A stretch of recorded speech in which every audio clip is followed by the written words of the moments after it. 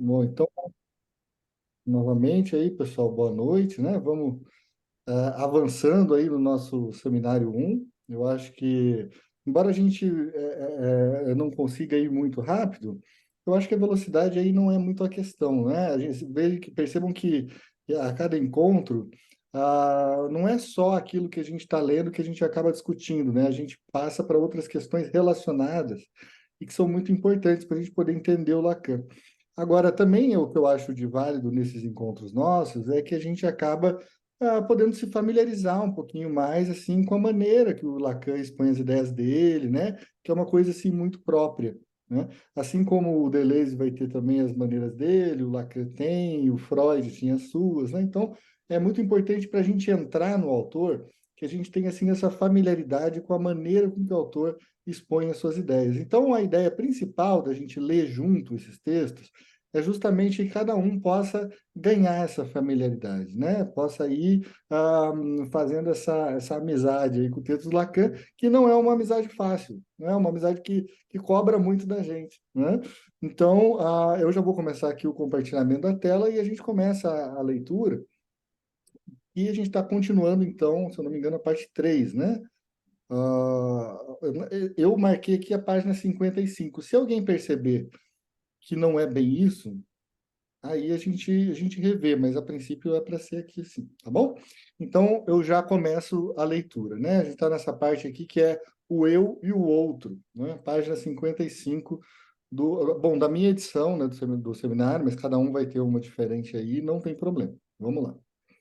Então, seria essa parte que começa dizendo assim: acredito que está aí algo em que não chegaríamos nunca a parar demasiadamente e vamos tentar tomá-lo por outras pontas, porque o que Freud nos ensina, o bom método analítico, consiste em reencontrar sempre uma mesma conexão, uma mesma relação, um mesmo esquema que se apresenta ao mesmo tempo nas formas vividas, em comportamentos e também no interior da relação analítica. Né? Então, a relação, são ah, esses aspectos estruturais que estão tanto nos comportamentos quanto nas relações, né? E é isso que o Lacan está falando, porque eu não sei se vocês lembram, no encontro passado, a gente estava ali falando sobre as questões de resistência e transferência. Né? Então, é justamente o ponto ali que o Lacan está em torno nesse momento. Então, vamos lá. Trata-se para nós de estabelecer uma perspectiva, uma percepção em profundidade de diversos planos. Noções como o isso e o eu, que estamos habituados por certos manejos a colocar de maneira maciça, talvez não sejam simplesmente um par contrastado, que é uma coisa que a gente já falou várias vezes, né? Como que o eu ele se dá como um desdobramento do isso que se organiza, né? Que foi isso que o Freud nos falou também. Né? Então, é preciso escalonar aí uma estereoscopia um pouco mais complexa. Aqueles que assistiram ao meu comentário do Homem dos Lobos, já tão longínquo agora, há um ano e meio, eu gostaria de lembrar certos pontos particularmente surpreendentes desse texto. Porque esse comentário do Homem dos Lobos, ele faz antes, né, de ter compilados aí esses seminários que o Jacques Alain Miller, o genro do Lacan, começou a fazer. Então, a gente não tem isso nos seminários, né? No momento em que aborda a questão do complexo de castração no seu paciente, questão que ocupa uma função extremamente particular na estruturação desse sujeito, Freud formula o problema seguinte: quando o temor da castração entra em questão nesse sujeito, aparecem sintomas que se situam no plano que chamamos comumente anal, porque são manifestações intestinais. Né? Ele está falando aí da questão da castração, mais no caso do Homem dos Lobos. E não esqueçam que no Homem dos Lobos, para quem está no grupo do Inibição, Sintoma e Angústia, há também uma regressão justamente para a fase oral, no momento em que o Homem dos Lobos ele fantasia a si mesmo sendo devorado pelo pai. Né? Então, bom, enfim, mas isso é só uma nota minha aqui. Né? Ora, todos esses sintomas nós os interpretamos no registro da concepção anal das relações sexuais. Consideramos que eles testemunham uma certa etapa da teoria infantil da sexualidade. Com que direito? Pelo fato mesmo de que a castração entrou em jogo, o sujeito não se elevou a um nível de estrutura genital? Qual é a explicação de Freud? Então, é importante isso. Quando algo aparece na analidade, significa isso, que o sujeito não entrou, então, na estrutura genital? Não necessariamente, né? A gente já viu que existe como acabamos de dizer, uma possibilidade de regressão, não é? Mas aí vamos ver o que o Lacan está explicando. Quando o sujeito, diz Freud, tinha chegado a uma primeira maturação ou pré-maturação infantil e estava maduro para realizar, ao menos parcialmente, uma estruturação mais especificamente genital da relação dos seus pais, recusou a posição homossexual, que é a dele nessa relação, não realizou a situação edipiana, recusou, rejeitou, a palavra alemã é verwirft, tudo que é do plano da realização genital. Ou seja, há aí então uma rejeição, né, da situação genital, que o colocaria numa posição homossexual, percebe? E para isso, então, ele tem uma regressão para a fase anal. Bom, voltou à sua verificação anterior dessa relação afetiva, retirou-se para as posições da teoria anal da sexualidade. Percebe? Então, ele chegando na fase edípica, passando uma fase de uma estruturação genital, ele fala, não, peraí, tem alguma coisa de complicado aqui, eu volto para o último ponto no qual eu tive uma fixação, né, da psicossexualidade, que seria justamente a fase anal. Né? Isso no caso do Homem dos Lobos. Não é nem mesmo um recalque, no sentido em que um elemento que teria sido realizado num certo plano se encontraria posto de lado. Recalque, diz ele na página 111, é outra coisa.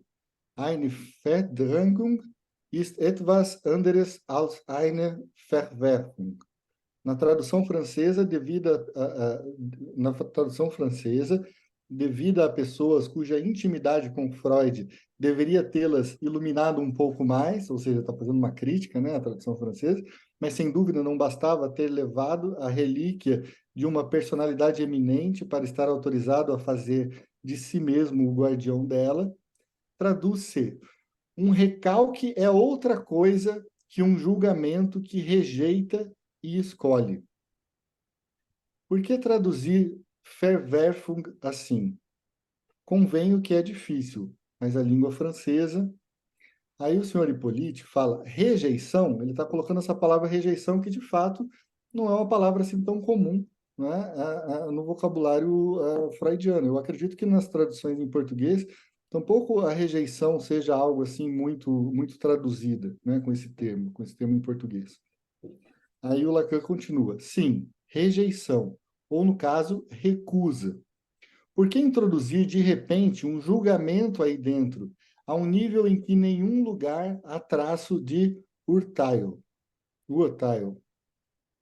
A Verfärben. 3 páginas adiante, na linha 11, após a elaboração das consequências dessa estrutura, Freud conclui dizendo kein Urteil über seine. É a primeira vez que Urteil vem à sua pena, para encerrar essa passagem. Mas aqui não há. Nenhum julgamento foi feito sobre a existência do problema da castração. Aber etwas so, que é mais as coisas estão aí, als ob sie nicht, como se elas não existissem. Vocês perdoem meu alemão, que eu não falo alemão, né, gente? Eu estou lendo da maneira como consigo aqui.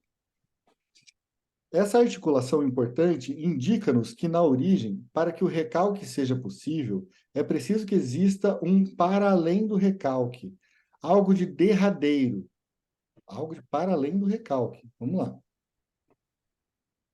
Já constituindo primitivamente um primeiro núcleo do recalcado, que não só se revela, mas que, por não se formular, é literalmente como se não existisse.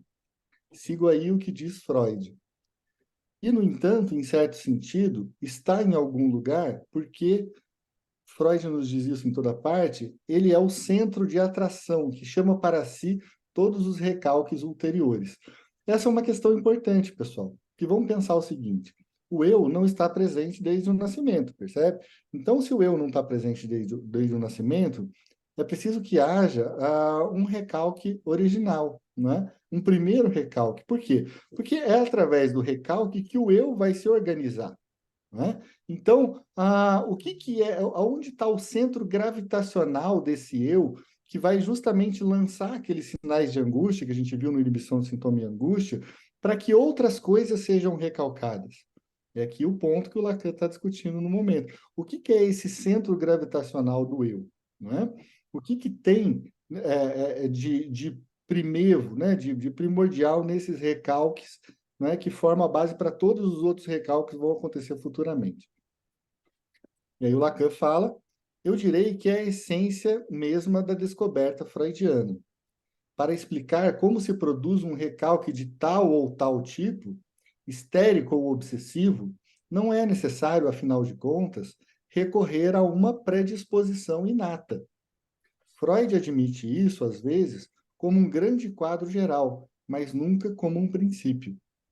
Né? Daí, então, leiam o Ben McCugan, Uber Neurosen, o segundo artigo, em 1898, sobre as neuroses de defesa.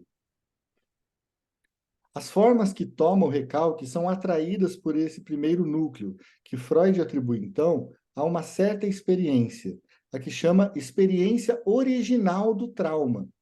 Retomemos mais tarde a questão do que quer dizer trauma, cuja noção deve ter sido relativizada. Mas retenham que o núcleo primitivo é de um nível diferente dos avatares do recalque. É o fundo e o suporte deles. Ou seja, se os recalques vêm desse núcleo original, esse recalque original teria a forma de um trauma, certo? Então, é o que ele está falando aqui, o Freud atribui, então, a uma certa experiência que chama a experiência original do trauma. Então, por causa de um trauma, a gente começa a formar essa estrutura, não é, que a gente chama do eu. No final das contas, é uma espécie de uma clivagem que acontece no id, não é? Então, uma parte vai se transformar nessa parte organizada, não é? Que seria o eu, não é? E outra parte clivada seria uma parte do super-eu, né? E aí, ao mesmo tempo, a gente tem esse id que está funcionando. Mas isso que faz clivar é justamente o trauma, ok? Então, o trauma seria, assim, importante para que a gente criasse essa estrutura original sobre a qual se dariam todos os outros recalques. Agora, o trauma, veja só, a cisão ela tem uma estrutura diferente. A cisão é como se você tivesse, então, aqui uma grande massa do id, né? Então, você separasse um pedaço dessa massa. Isso é uma estrutura traumática. A estrutura do recalque, não, está todo mundo na mesma estrutura, mas você tem uma barreira entre uma parte e outra, certo? Agora, se você tem um núcleo clivado, né? Aí você já tem uma outra questão. Você tem uma divisão de estruturas. Na estrutura daquilo que acontece ao homem dos lobos, o Verwerfung da realização da experiência genital é um dos momentos, é um momento inteiramente particular, que o próprio Freud diferencia de todos os outros. Coisa singular, o que ali está excluído da história do sujeito, e o que ele é incapaz de dizer. Foi preciso, para dar cabo disso, o acosso de Freud. Né? Isso que se encontra nessa experiência do indizível. Né? É somente então que a experiência repetida do sonho infantil tomou o seu sentido e permitiu não o revivido, mas a reconstrução direta da história do sujeito. Olha que interessante que vem por aí. Suspendendo por um momento o tema do Homem dos Lobos para tomar as coisas por uma outra ponta. Suspendo por um momento, né? Tomemos o Traumdeutung, né, que é a interpretação dos sonhos, do capítulo 7, consagrado aos processos do sonho. Freud começa resumindo o que se depreende de tudo que elaborou ao longo do seu livro. A quinta parte do capítulo começa por essa frase magnífica. Ele cita o Freud. É bem difícil restituir pela descrição de uma sucessão, porque ele elabora mais uma vez tudo que já explicou sobre o sonho, a simultaneidade de um processo complicado e, ao mesmo tempo, parecer abordar cada nova exposição sem ideia pré-concebida. Ou seja, não é que no sonho exista ali uma grande verdade escondida que você vai decifrar, né, como um arqueólogo. Não, o que existe na ideia da narração dos sonhos é que na própria narração do sonho, quando a pessoa fala sobre o que ela sonhou, ali ela já está reconstruindo o sonho. E essa reconstrução vai barrar, vai ter alguns conteúdos que vão ficar barrados, que vão ficar complicados, que vão ficar, assim, ter uma resistência, não é, do sujeito ao contar o sonho tal como ele viveu o sonho. Então, e isso quer dizer, e é importante, né, gente, porque vem para aquela ideia de que o importante não é que a maneira como que o sujeito, o paciente esteja contando o sonho, né? Não o sujeito, mas que o paciente esteja contando o sonho. Ele fala assim, não, mas ele não sonhou bem isso. E se ele estiver inventando esse sonho? Freud fala, não tem problema. A questão não é essa. A questão é que isso vai trazer novas possibilidades para a gente entender onde estão as resistências, não é? Então, vamos lá. Essa frase indica bem as dificuldades mesmas que tenho aqui, também eu, a retomar incessantemente esse problema que está sempre presente na nossa experiência, porque é preciso, sob formas diversas, chegar a criá-lo, a cada vez sob um novo ângulo. Freud explica-nos que é preciso refazer a cada vez o inocente. Eu não sei se esse inocente está assim, se é essa a palavra mesmo, ou se é um erro de coisa, porque eu esperaria que ele dissesse que explica que é preciso refazer a cada vez o inconsciente. Mas, enfim, vamos dizer o inocente. Há nesse capítulo um progresso em que tocamos com o dedo em alguma coisa verdadeiramente muito singular.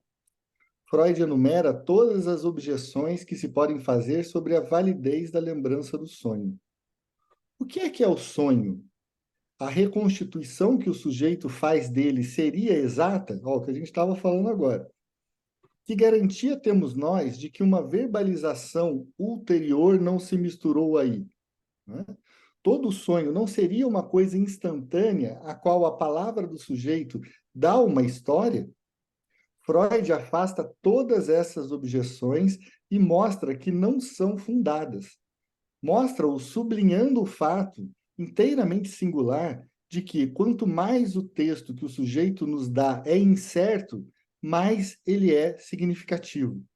Sabe? Então, aquela ideia de que, poxa, a pessoa está contando um sonho, mas eu só lembro de um pedaço. Não, mas ele conte um pedaço. Sabe? Ele ainda não tem a capacidade de te contar o sonho assim, com todo um rebuscamento, uma inteireza. Não tem problema. O que a gente quer é justamente essa reconstrução que ele é capaz de fazer sobre aquele conteúdo onírico que ele mantém alguma possibilidade, né, de recordação consciente, né? Então, por quê? Porque isso vai trazer, possivelmente, um inconsciente, ok? É na dúvida mesmo que o sujeito manifesta sobre certas partes do sonho que ele, Freud, que o escuta, que o espera, que está lá para revelar o seu sentido, reconhece justamente o que é importante. Ou seja, na dúvida, né? Porque o sujeito duvida, deve-se ter certeza. Okay? Olha que interessante. Essa frase, eu acho que, inclusive, é uma frase digna de que vocês sublinhem, se tiver aí com a possibilidade. Bom, mas, à medida que o capítulo avança, o procedimento se atenua a tal ponto que, no limite, o sonho mais significativo seria o sonho completamente esquecido, de que o sujeito não pudesse dizer nada. É mais ou menos o que Freud escreve, né? Ele cita o Freud. Pode-se frequentemente reencontrar pela análise tudo que o esquecimento perdeu. Em toda uma série de casos, pelo menos alguns nadinhas permitem reencontrar, se não o sonho mesmo, o que é acessório, mas os pensamentos que estão na sua base. Alguns nadinhas, o Lacan sublinha, né? É bem o que lhes digo, do sonho não resta mais nada. Então, quando a pessoa vem trazer o sonho, ou vem trazer seus devaneios, ou ela tem um ato falho, isso são esses nadinhas que o Freud fala e que o Lacan está aí ressaltando a sua importância, né? Pois bem, o que é que igualmente interessa a Freud? Aí caímos nos pensamentos que estão na sua base, ou seja, os pensamentos inconscientes que dão origem ao sonho, não é? Há algo que está estruturado no inconsciente que dá origem ao sonho. O termo pensamento não há nada de mais difícil a manejar em todas as pessoas que aprenderam psicologia.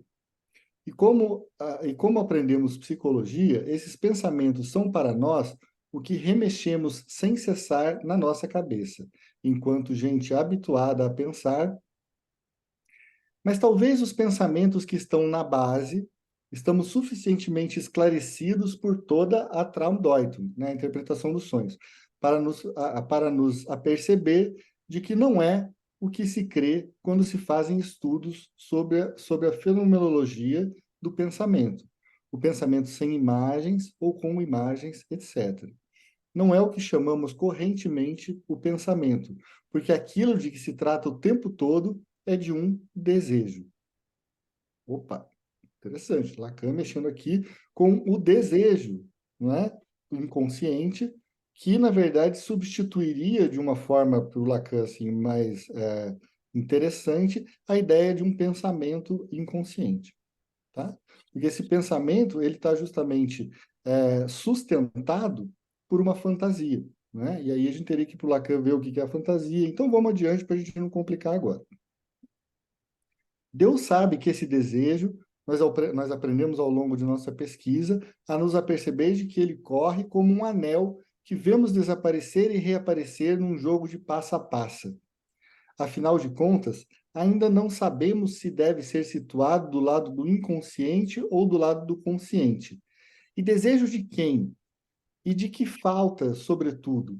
Né? Porque o desejo está sempre ligado a uma falta. Né? Então, ele está falando que o desejo ele é perceptível na fala do paciente apenas através desses nadinhas, como se fosse um anel, né? Esse anel do jogo de passa-anel, né? E de repente fala, opa, aqui eu percebi que tem algo a ver com esse desejo. Mas esse desejo é de quem? E aí ele continua. Freud ilustra o que ele quer dizer com um exemplo numa pequena nota que tira da introdução à psicanálise. Uma doente, ao mesmo tempo cética e muito interessada por ele, Freud lhe conta um sonho bastante longo, durante o qual, diz ela, certas pessoas lhe falam do livro sobre o Witz. E falam bem do livro. Tudo isso parece não trazer nada. Trata-se, em seguida, de outra coisa. E tudo que resta do sonho é isto: canal. Canal. O sonho é um canal. Talvez um outro livro onde haja essa palavra, algo em que se trata de canal, ela não sabe, é inteiramente obscuro. Ou seja, essa palavra canal, que era importante no sonho da paciente, não é? Ela não consegue associar a nada.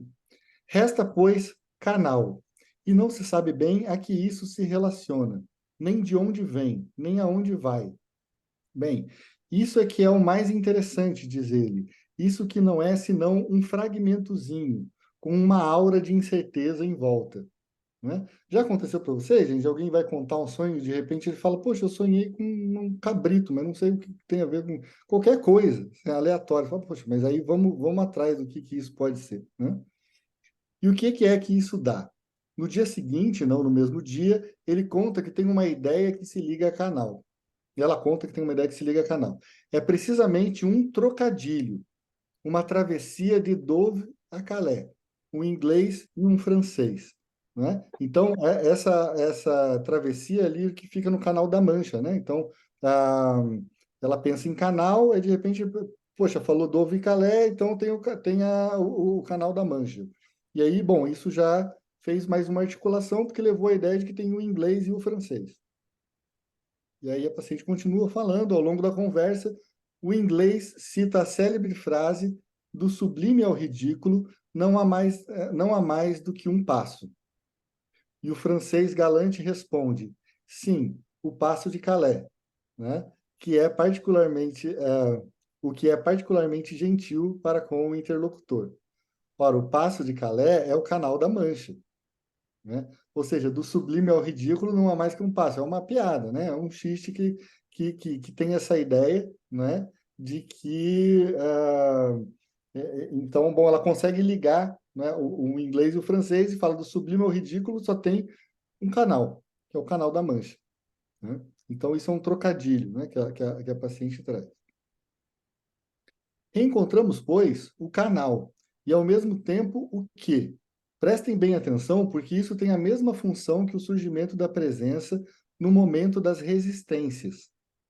A doente, cética, discutiu longamente antes o mérito da teoria de Freud sobre o trocadilho. Após a sua discussão, no momento em que o seu discurso hesita e não sabe mais onde ir, aparece exatamente o mesmo fenômeno, como dizia outro dia Manoni, que me pareceu muito feliz porque falava enquanto parteiro. A resistência se apresenta pelo ângulo transferencial. Do sublime ao ridículo, não há mais do que um passo. Está aí o ponto em que o sonho se liga ao auditor, porque porque isso é para Freud.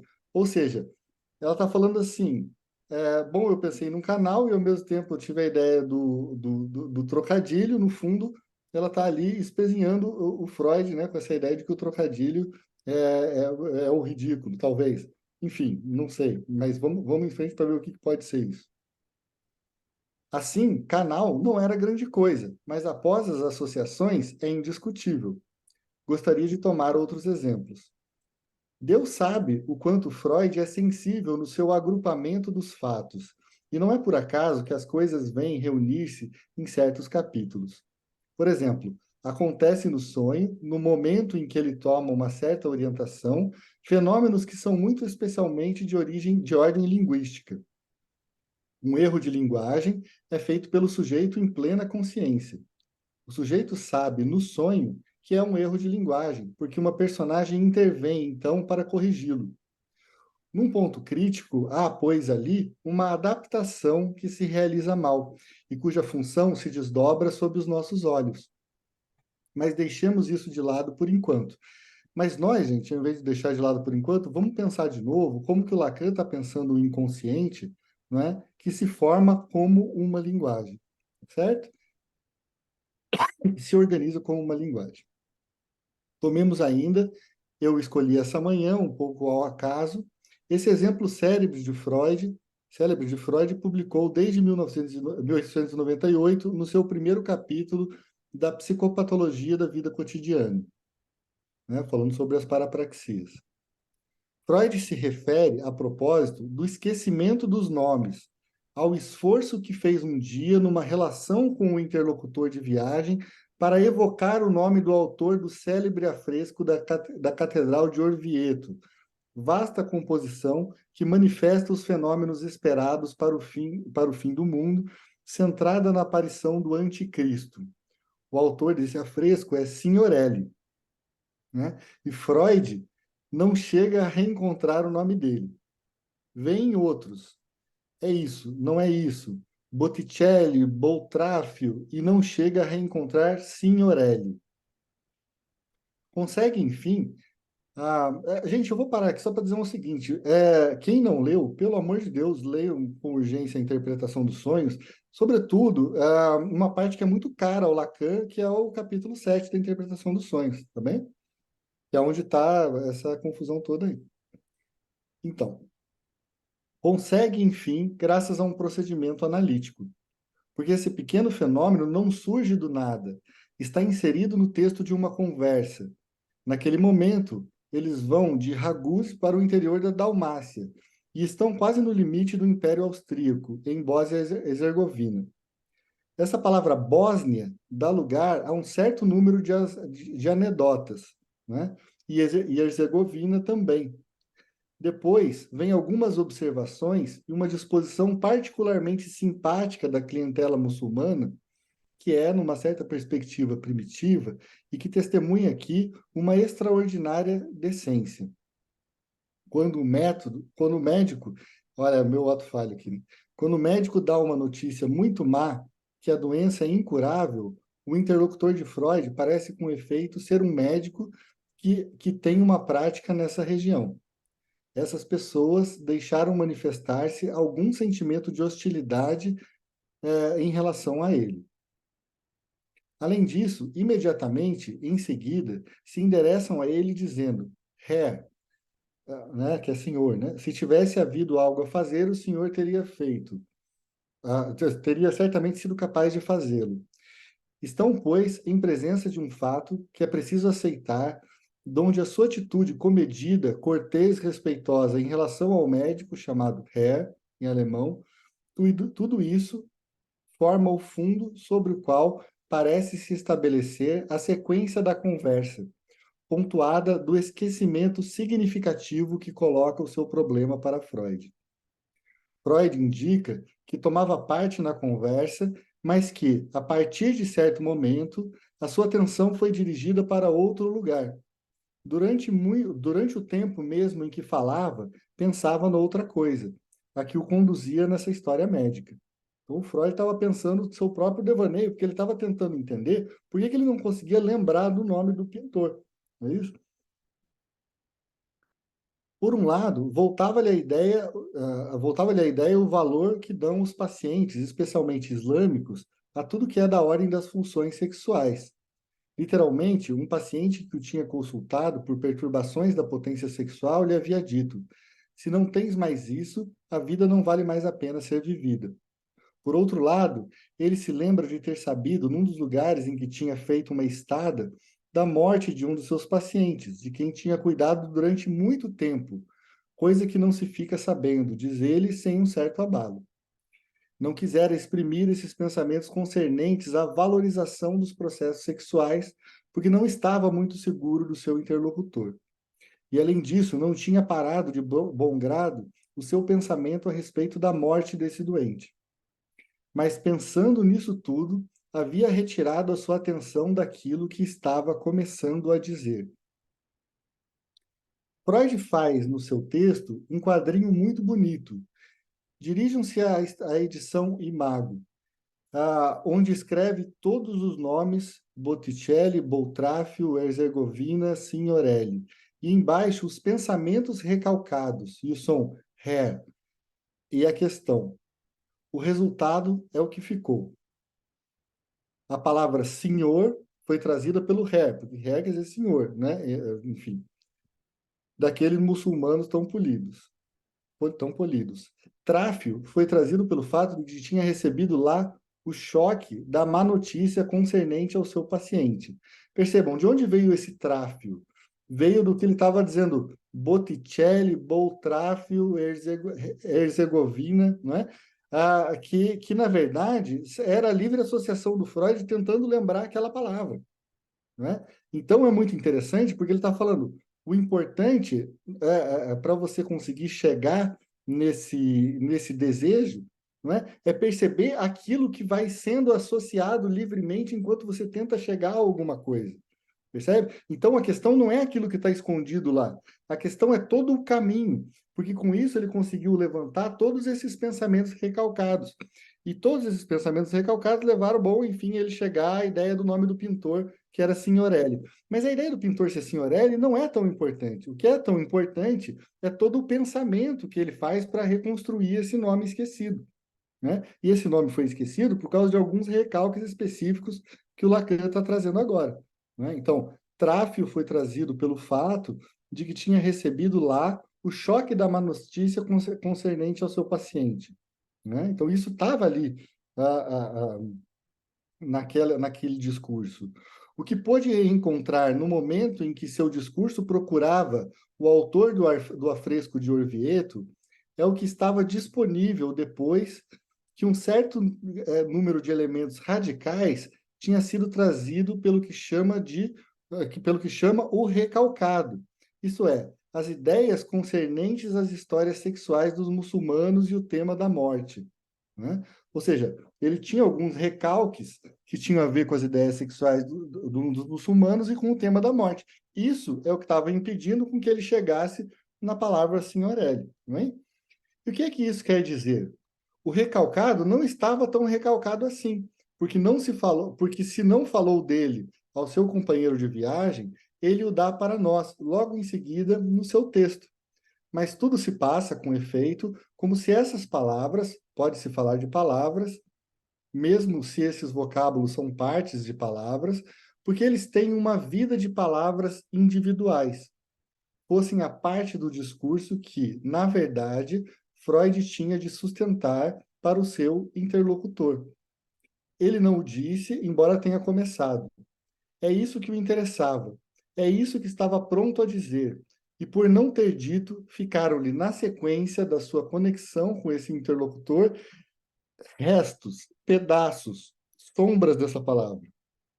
Ou seja, gente, o que aparece em análise justamente são esses restos, são esses pedaços, essas sombras das palavras que são capazes de dizer não necessariamente sobre o conteúdo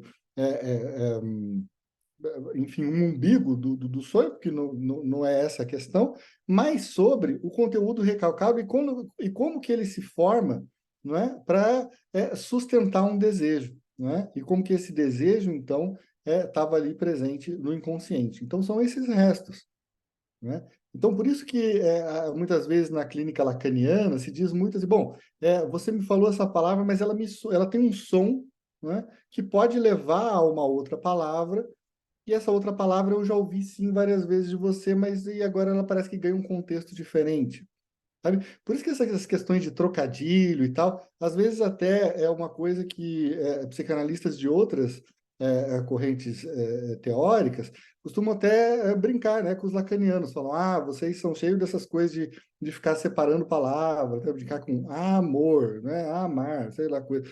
Enfim, é uma coisa que, de fato, às vezes eu acho que os lacanianos pesam muito na mão, querendo partir muito para esse lado do trocadilho, mas eu acho que, claro, o Freud está claramente aqui dizendo do tanto que essas palavras aparecem como significantes, percebe? É diferente delas aparecerem como símbolos.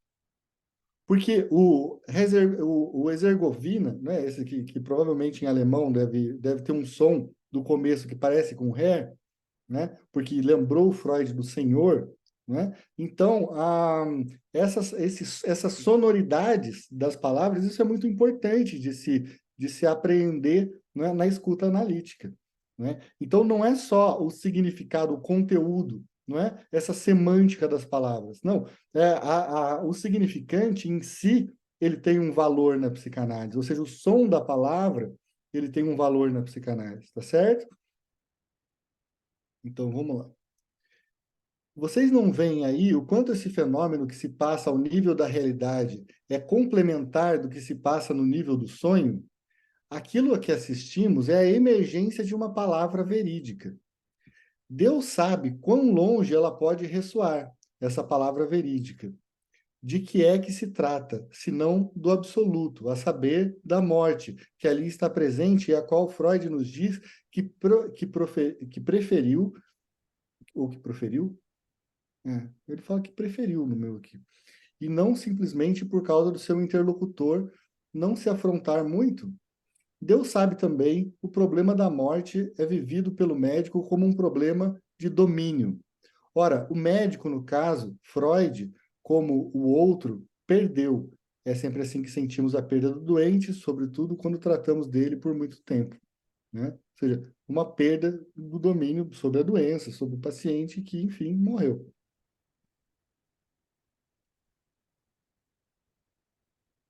O que é que decapita, pois, o Signorelli? Tudo se concentra com o efeito em torno da primeira parte desse nome e da sua ressonância semântica. É na medida em que a palavra, a que pode revelar o mais profundo segredo do ser de Freud, não é dita, que Freud pode mais se ligar ao outro, senão pelas sobras dessa palavra. Só ficam os restos. O fenômeno de esquecimento está aí, literalmente manifestado pela degradação das palavras na sua relação com o outro. Ora, eis onde eu queria chegar através de todos esses exemplos. Então, vamos lá. É na medida em que a confissão do ser não chega ao seu termo, que a palavra se lança inteiramente na vertente em que ele se agarra ao outro. Não é estranho que a essência da palavra, se é que se pode dizer isso, o agarrar-se ao outro. Veja, é como se as palavras, quando elas são proferidas, quando elas são faladas, ela tente o tempo inteiro encontrar o outro. Para dar notícias de quê? Para dar notícias daquilo que é inconsciente. Não esqueça que o recalque, não é? Ele deixa algo no inconsciente, mas esse algo que fica no inconsciente busca voltar. E ele busca voltar justamente nessas coisas que o Lacan chama das formações do inconsciente. Então, por exemplo, um ato falho, como o esquecimento de uma palavra, traz uma série de tentativas do inconsciente de se comunicar com o outro. Percebe? Então, cada vez que você tem um sonho, cada vez que você tem um ato falho, cada vez que você ri com um xiste, aquilo dá notícias para o outro de algo que havia sido recalcado, mas que nos seus traços, nas suas sombras, nessas coisas pequenas, busca voltar, tá bem? Então, eu acho que isso é uma questão importantíssima dessa lição do Lacan. Que, aliás, é o que o Freud traz também, mas o Lacan busca reforçar, né? Não é estranho a essência da palavra, se é que se pode dizer isso, agarrar-se ao outro. A palavra é a mediação, sem dúvida. Mediação entre o sujeito e o outro, né? Ou entre o sujeito e o objeto, se a gente for falar com a língua dos que não são lacanianos, né? Porque, aliás, o Lacan ele complexifica e faz ótimas coisas em relação a essa ideia de objeto, né? Justamente por a ideia do grande outro, do pequeno outro, do objeto A, né? É uma maneira de você transformar o objeto em uma série de coisas interessantes. A palavra é mediação, sem dúvida, mediação entre o sujeito e o outro, e ela implica na realização do outro, na mediação mesmo, né? Então, o outro passa a existir justamente porque você tenta mediar através de um lançamento que o seu inconsciente faz, buscando o outro. Um elemento essencial da realização do outro é que a palavra possa nos unir a ele, porque o inconsciente busca nos unir a esse outro. Está aí o que lhes ensinei, sobretudo até o presente, porque é nessa dimensão que nos deslocamos incessantemente. Pessoal, veja só, eu vou falar para vocês o seguinte: eu sei que não é fácil essa parte, mas ao mesmo tempo aqui está assim uma coisa importantíssima, não só da psicanálise lacaniana, mas da psicanálise em geral, tá bem? Então, eu espero que se vocês quiserem perguntar, né, tiverem alguma dúvida, vamos conversar. Enquanto isso, eu vou lendo, porque olha só, a gente está nesse incessantemente e tem ainda um bom trecho antes da gente finalizar esse capítulo, né? Então não tem problema, né? A gente se deter um pouquinho mais por aqui. Fala, Paulo. Ô, Eduardo, só para tirar uma dúvida, o que está recalcado e o sintoma, quer dizer, o paciente, a pessoa sofre pelo sintoma, mas teme o que foi recalcado, encontro com o recalcado. Mas algo deles deseja que isso seja desvendado, porque se ele não desejasse, eu acho que também não teria como fazer a terapia análise, né? Se ele próprio não deseja que algo tire ele desse impasse, né? Do medo do recalcado e do sofrimento pelo sintoma. Mas veja só, é justamente o que o Lacan está falando. Está falando que você precisa entender esse recalcado que vai aparecendo como anéis que vão passando, assim, né? Então, naquele jogo de passa-anel. Ou seja, é preciso que você faça algo com esse recalcado, mas o recalcado ele só aparece nessas manifestações que são manifestações pequenas, mínimas, entende? Então, é importante que você fique de olho justamente nessas pequenezas, percebe? Então, o que acontece? É importante entender o recalcado, que o paciente elabore o recalcado, né? Ou seja, introduza isso nas suas cadeias de sentido, né? E permita que ele dê vazão a isso ao consciente, é importante, mas mais importante ainda é que isso se ajeite no próprio inconsciente. E esse ajeitar-se no próprio inconsciente do que é recalcado, que é o que a gente vai chamar de elaboração. né? É aquilo que vai encontrar cadeias de sentido no inconsciente. Veja só, quando Freud esquece dessa palavra signorelli, né, que é o nome do pintor, bom, ele esquece da palavra, mas ele não consegue lembrar da palavra, não é porque Signorelli trouxesse alguma coisa de recalcado para ele, como o nome do pintor. Não é o pintor que pareceu para ele, esse pintor parece um cara que lembrava o meu pai, e aí eu queria matar esse cara, por isso foi recalcado. Não, o que ele está falando é que pequenos trechos dessa palavra, Signorelli, é que tinham a ver com representações que precisaram ser recalcadas. E por causa dessas representações que precisaram ser recalcadas, que tinham a ver com o som de Signorelli, é que ele não lembra da palavra Signorelli. Então, o importante que ele fala não é tentar buscar o nome do pintor perdido, porque isso pouco importa. É buscar exatamente o motivo desse recalque, entende? Quando você busca o motivo desse recalque, você entende um desejo inconsciente, percebe? E quando você entende um desejo inconsciente, você permite que ele possa fluir melhor, entende? Fluir melhor nas tuas estruturas simbólicas, tá bem? Só complementar, é por causa da questão da Lang, né? Porque ela né, a Lang que fala, é assim que fala? A É, Lang, aham, a Lang, isso. porque eu estou lendo o Inconsciente Reinventado, de Colette Soler, Aham. aí ela fala muito da Lang, mas ela fala a língua. Porque o Lalang, ele também tem uma coisa assim, que tem a ver com a língua, mas nessa materialidade mesmo, assim, sabe? Tem a ver com esse gaguejar, com essa coisa. Então, Isso. entende? Então, essa que é a importância que traz para a gente pensar a língua nesse balbucio, nesse gaguejar, nessa coisa, né? Que é aí que está trazendo esse aspecto inconsciente, né? Que estrutura, né? As nossas possibilidades discursivas e que também impede que nossas possibilidades discursivas deem outras voltas, justamente por causa dos elementos recalcados, tá bem? Porque ela fala que uma palavra, dependendo de como foi pronunciada, da história da pessoa, ela tem diversos significados que se agregam ao significado comum do dicionário, do léxico do dicionário, né? Isso, isso. E aí que essa que é a graça da coisa, porque às vezes você não consegue falar, por exemplo, a palavra maçã, mas não consegue falar a palavra maçã, não consegue lembrar do nome da fruta, não porque você tenha qualquer recalque relacionado à fruta maçã, mas é porque talvez o som de maçã te lembre a ideia da, sei lá, da maçã do rosto, que foi justamente aquele ponto que quando a menina tinha 14 anos, ela foi mordida e ela sentiu isso como um assédio, e aí de repente ouviu a palavra maçã e aí aquilo foi complicado. Então, a questão não é ficar ali trabalhando com a paciente, por que você não lembra o nome dessa fruta, não sei o quê, pô. Não, a ideia é muito mais profunda do que isso, né? É entender maçã. Você fala com o paciente, você fala maçã, né? O que traz maçã para você?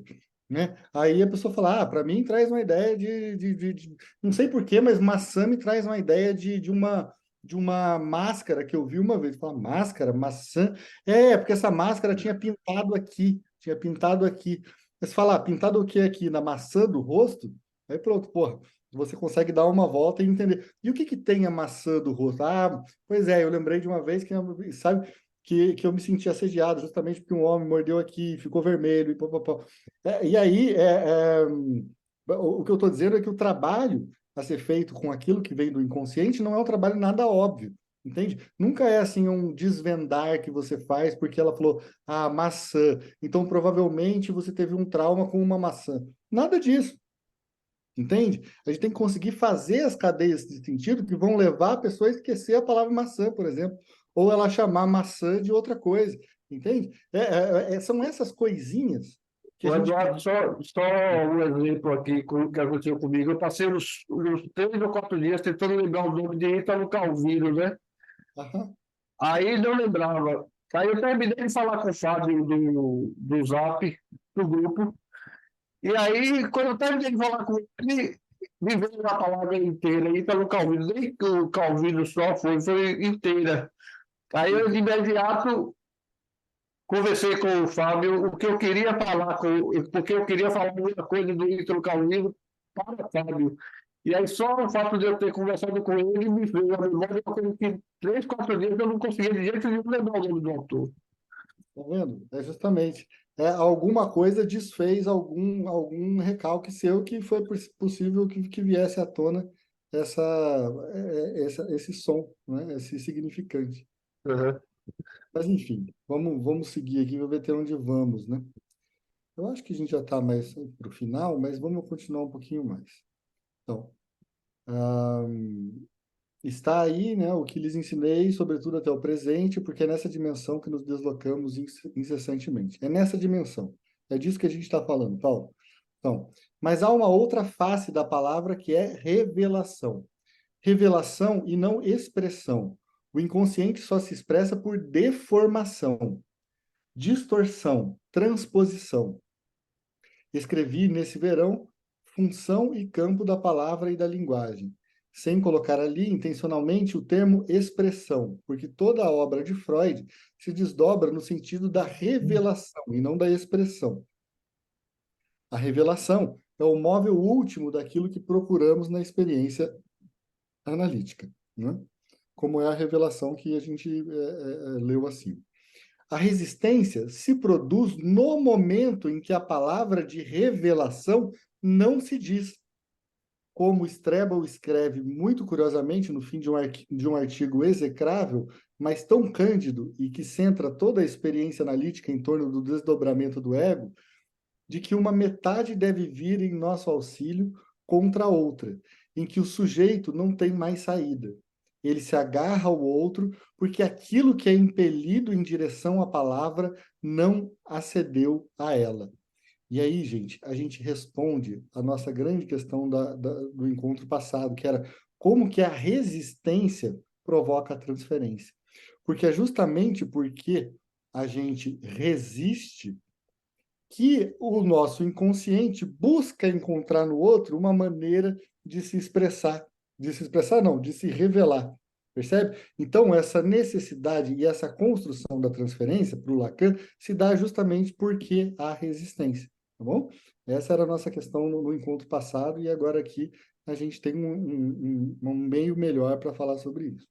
Então, a vinda parada da palavra na medida em que alguma coisa talvez a torne fundamentalmente impossível, aí está o ponto pivô em que, na análise, a palavra bascula inteira para a primeira face e se reduz à função de relação ao outro.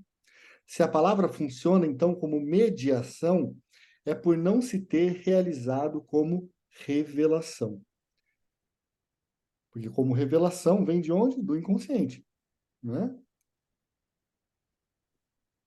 A questão é sempre saber em que nível se produz o agarramento do outro. É preciso estar tão imbecilizado quando se pode, estar de certa maneira de teorizar, de dogmatizar, de se arregimentar a técnica analítica, para nos ter dito um dia que uma das condições prévias do tratamento era o quê? Que o sujeito tinha uma certa realização do outro como tal. Claro, espertalhão, mas trata-se de saber a que nível esse outro é realizado e como, em que função, em que círculo da sua subjetividade, a que distância se encontra esse outro. Ao longo da experiência analítica, essa distância varia sem cessar. Besteira pretender considerá-la como um certo estado do sujeito.